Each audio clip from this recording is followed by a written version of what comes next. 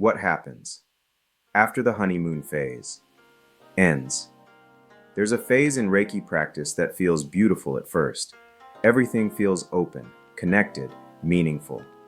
Reiki feels close, responsive, almost effortless. This is what many people think Reiki is. And then, one day, that phase ends.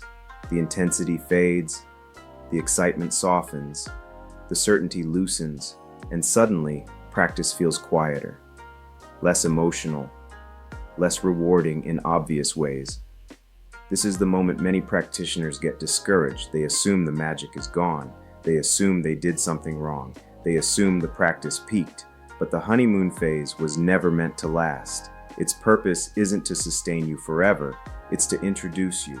Early on, Reiki often amplifies sensation and emotion to help you bond with the practice.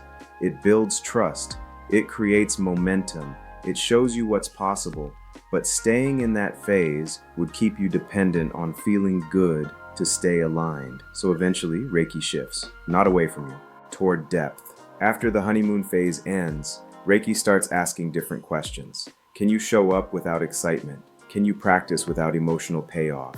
Can you stay present when nothing dramatic happens? This is where many practitioners mistake maturity for loss. They say things like, it doesn't feel the same anymore.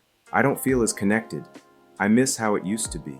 But what they're really noticing is the loss of stimulation, not the loss of connection. Reiki isn't less present after the honeymoon phase. It's less performative, and that can feel disappointing if you were taught to measure alignment by intensity. This is also where the shadow side can sneak in. Some people chase the honeymoon feeling. They jump systems. They add more tools. They look for something new to recreate the high. Others stay, but quietly disengage. They go through the motions. They practice without curiosity. They stop listening. Both miss the invitation. Because after the honeymoon phase, Reiki isn't asking for excitement. It's asking for commitment, not blind devotion, conscious participation.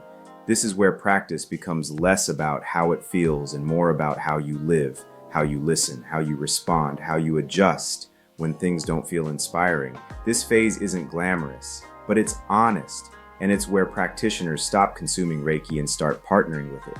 So if your practice feels flatter than it used to, pause before you label that as failure. The honeymoon didn't end because you did something wrong. It ended because it did its job. I talk about this transition and how to move through it without abandoning yourself or the practice in my book, Return of the Prodigal Reiki Practitioners, The Shadow Side of the Reiki Practice. This channel helps you recognize the phase. The book helps you stay grounded through it instead of chasing what's already past. Reiki didn't lose its depth. It stopped dazzling you. So you could learn how to stand on your own. And what you build after the honeymoon, that's what lasts.